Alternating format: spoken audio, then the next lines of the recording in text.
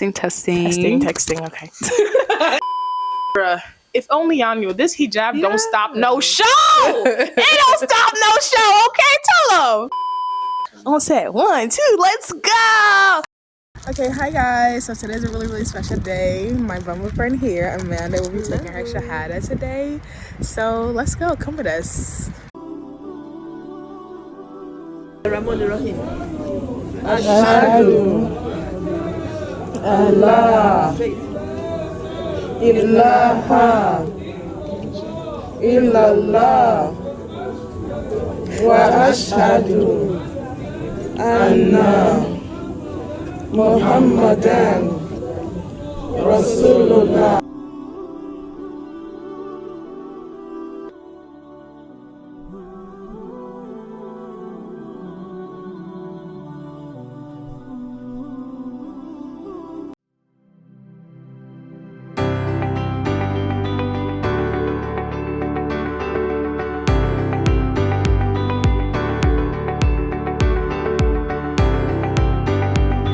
Oh my gosh.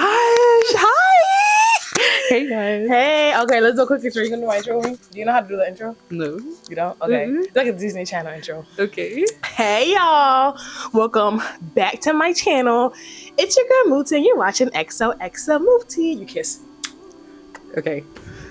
Alright guys, welcome back to my channel. If you're new here, I am doing a Ramadan talk show and this is actually episode number 1 and we're featuring our amazing guest, Amanda. Ow.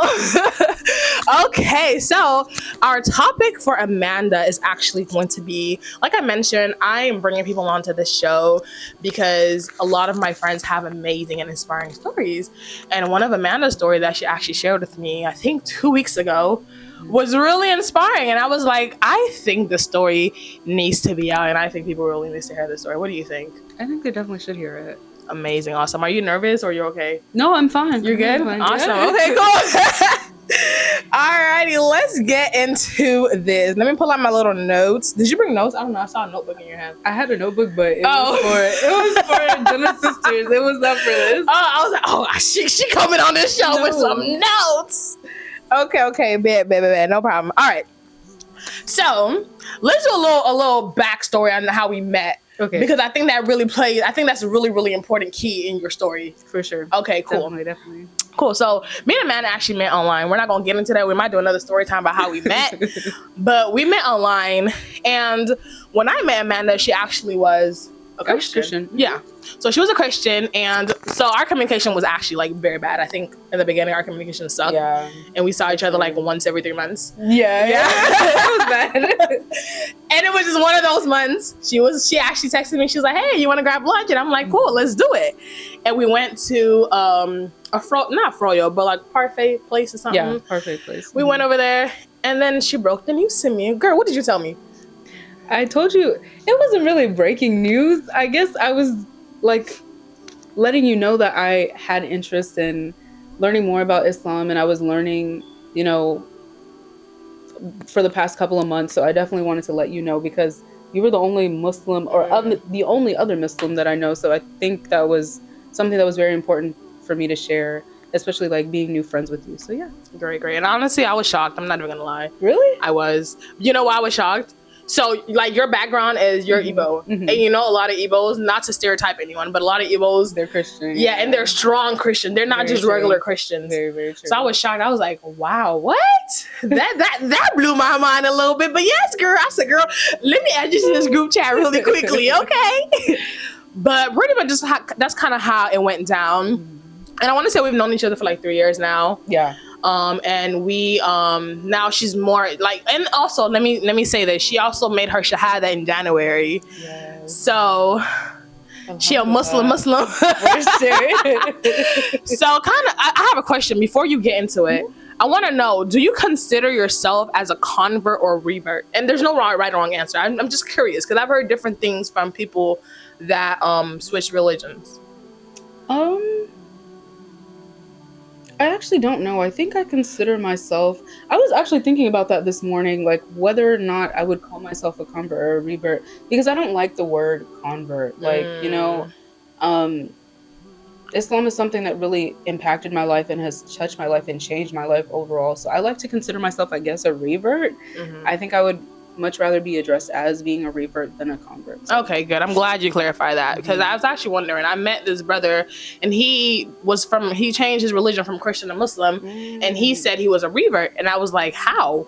And he said he was born Muslim, which I know some people do have that belief. I really don't have any like facts behind that, but people do say that everyone is born Muslim, and then what you grew up as is what you end up being or something like that. Okay. Yeah, so alrighty, so let's get into it. Kind of tell us, you said you were studying Islam a couple of months before we met up for lunch, so kind of tell, how did that transition, how did that start? What did you see first? Like, so go ahead, tell us the story, tell us what kind of got you interested in Islam and things like that. Okay, so what first, I guess, initially got me interested in Islam was growing up and having friends around me that were Muslim, that were not Black, and, you know, just being able to, I guess, meeting that friend that I did have, and he was Muslim, and him being able to model what a good Muslim was, as well as having someone that I met, you know, online, Bumble, model what a good Muslim was, and then her friends that are now my friends, you know, just showing me, I guess, what Islam truly is about, like just being able to, I guess, make those connections and find those bonds within people is what drew me towards Islam, and just like my own background research on it. I did not want to go ahead and convert before I had fully knew that I wanted to convert. So, which is what I guess took me so long. But Alhamdulillah, I made it here. It's okay. Yeah. As long as you made it here, because you know when you say the Shahadah, you're actually a newborn baby. So it's like whatever was in your past life don't really count. So I'm glad you did it when you were ready to do it. Yes, it's really, really important. But sure. Continue. So, yeah, that's basically, I guess, what sparked my interest. I think it's good to be able to have somebody or have people around you that are good examples of what you are striving to be. So I think that's very important. And the fact that there are Black Muslims, because I think a lot of the time, you know, within the Muslim community, it's like seeing that Black people can't be Muslim. How can someone that's Black be Muslim? And, you know, meeting those people, making friends with them, and just being able to be inspired and impacted by them has just made like that difference in what I wanted to do and where I saw my life going. MashaAllah, that's really, really beautiful. So I kind of want to know, like, that was the transition for you. How was it for your family and your other friends? How did that look like? Okay, so for my family, like you said, my family, they're Igbo, so it's like growing up Christian, all I ever knew was going to church. And my mom's best friend is actually Muslim. She's just not a practicing Muslim, but I think she still shares, you know, has the same values and, you know, the same morals and everything. But yeah, it wasn't the easiest transition going from Christian to Muslim, especially in a Nigerian household. My mom was definitely not for, you know, the fact of me going to mosque. Like the first time I was going to go to a masjid with you, or was it? I believe it was with you. She was like, why do you need to go? I don't think you should go. Why, you know, like, you know, you don't have to do this now. You know, this isn't something that you have to do now. And I was like, you know, I'm going to respect my mom. This is her house that I'm living in. So I respected the fact that she had, you know, those feelings towards it. And I went ahead and just, you know, stayed home. But of course, the next time around, I went. I was going to the masjid. I prayed, and it was definitely, it was an experience, a life-changing experience. So that's nice. Yeah. That's really beautiful. I'm happy to hear that. So how about like your friends, your past friends? How did they kind of take that? Or like your social media family? Did people comment on your posts when they started seeing things that were different about you or anything like that? So funny enough, no one has actually said anything. Or actually, I did have one friend. She was like, "Oh, you're Muslim now?" I was like, I mean, I'm just learning about the religion. I'm trying to immerse myself in it. And she was like, you know, had all these questions for me. You know, I guess maybe she thought that I would have all the answers. But I was just, you know, newly learning myself, so I didn't really know. So, yeah, it wasn't too much of a shift with friendship. like I said, I already had a friend who was Muslim, Muti, and I I was making friends with her friends, and they were very accepting of me. Great. So yeah, I met friends also at the masjid whenever I first went with her. So it was a beautiful experience. MashaAllah. One thing I can definitely say about Islam, I just feel like you can never be alone. For sure. In Islam, you will always, even if you don't know anyone, I feel like people are just naturally welcoming, because I think we also know how difficult it is to be different in a room full of other people, because it's not only the fact that we're different in terms of religion, we're different in terms of the way we appear ourselves, especially. So I know, like, especially me, when I see new people in the community, I just go towards them, try to bring them in, let them know, hey, this is a safe space, welcome you to the community, because it's hard and trying to fit in and all that stuff. Like, we already have to deal with that at school. Let's not have to deal with that in our religious place of worship too. So for sure. Great. I'm glad you had an amazing experience with the, transitioning and building new relationships and stuff like that. Okay, so let's kind of switch over a little bit. So I just want to know how you feel about this, okay? So one thing that I always say, I probably said this to you before, I always say I kind of wish I got to find Islam, because I feel like if I was not born Muslim, I just feel like the religion would be more precious and personal to me. I feel like I'm still getting to that stage where it's a little personal, where I take it a little personal, only because I grew up as a Muslim, right? So growing up as a Muslim, it starts to feel like a routine. Like, yeah, that's what we do. Like, if you ask me, why do I fast, for example, it's kind of like, that's what we do. But I'm pretty sure you, as a new Muslim, kind of do your research and be like, why do they do that? Because you studied it. Us, we were taught what to do. You actually studied the religion. So how do you feel? I know, like, you, of course, went through some difficulties, some challenges to get to where you are now in terms of, like, boldly practicing and even being able to say your Shahadah and things like that. Do you feel some type of way when people say that? When people are like, well, I wish I got to learn the religion, when it's like, meanwhile, the person that learned the religion is really people going through a lot of stuff? No, I think I respect and appreciate the fact that you can be honest about that. I think with every religion, I think it is challenging whenever you grow up that religion. So I think everybody has their struggles in that sense. But I definitely could understand, because whenever I was Christian, I had a hard time, being able to make that connection. I mean, of course, whenever I went to church, I worshiped God. I felt the connection, but that doesn't change the fact that I was born Christian. So that's all I ever knew. So what I can say is that you can still relearn Islam. Even though I know, I feel like everything is easier said than done. So I think you can definitely, I agree. Keep learning as you are teaching other people, because the impact that you make on other people's lives is still a learning. It's a learning lesson. It's a learning curve. So relearn Islam. Do your own research. You never stop learning. You've taught me a lot. Other Muslims around me have taught me so much. Let me not get emotional on this thing. But I guess you don't know what you are really teaching other people and the impact that you're having on people's lives. So definitely go back and do your research. Learn. Keep learning. Maybe you can find what maybe like the missing piece or the missing gap on why you may have those feelings. I'm pretty sure other Muslims have those feelings. So definitely.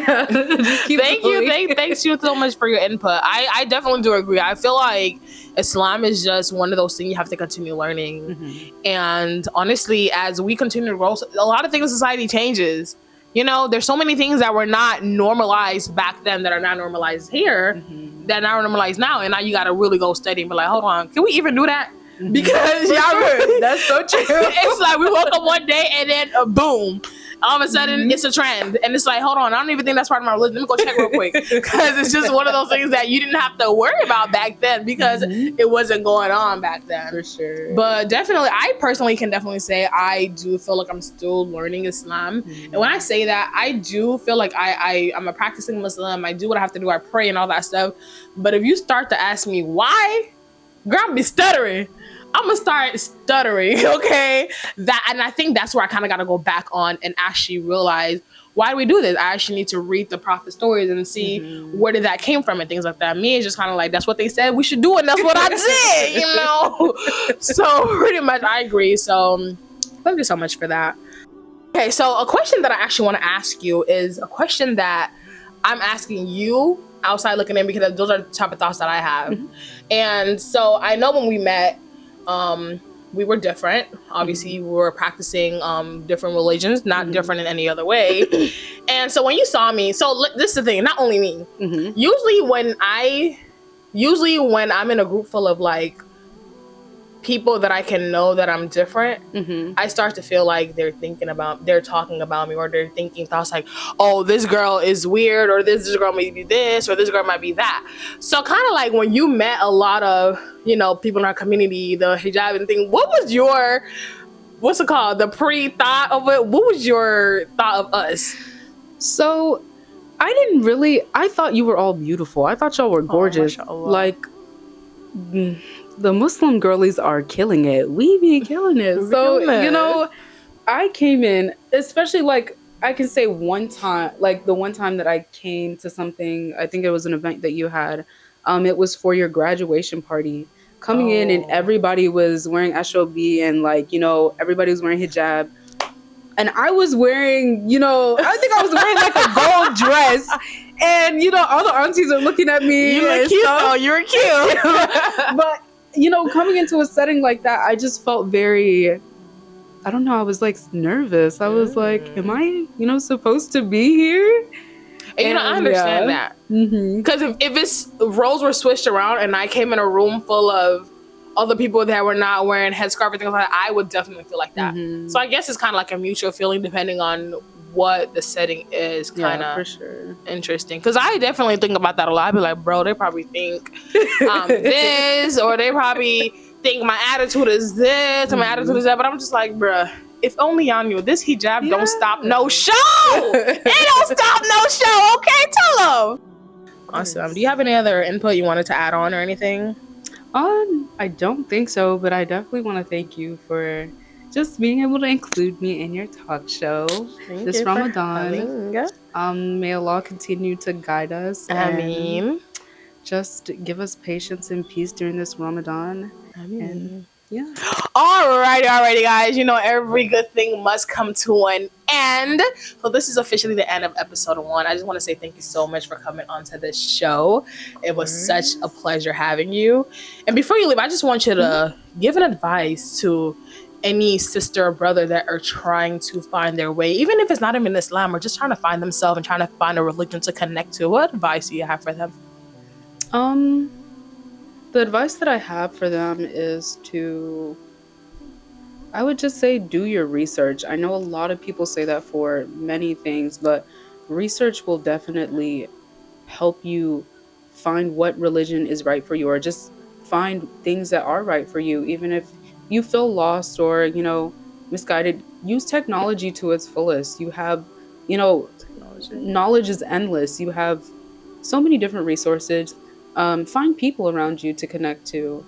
And if it's hard to make those connections, you know, online, you know, we were able to meet online and connect online. So start off a relationship like that. You know, definitely be wary of, you know, creepers or like people. Weirdos. But yeah, for sure. Just, you know, put yourself out there. Be open to, you know, just different experiences, different religions, and just stay true to yourself and true to the things that you know. So yeah, be true to yourself. And thank you. I love that advice. And last thing, just to kind of add on to what you said, if you ever feel like you are different, that's why you don't want to do something, it's okay to be different. Okay, Periana. For sure. Anyways, if y'all enjoyed this episode, we have way more coming for the month of Ramadan. So be sure to like, comment, and subscribe. Get us to 1K subscribers. All right. Peace out. Bye, guys. Bye.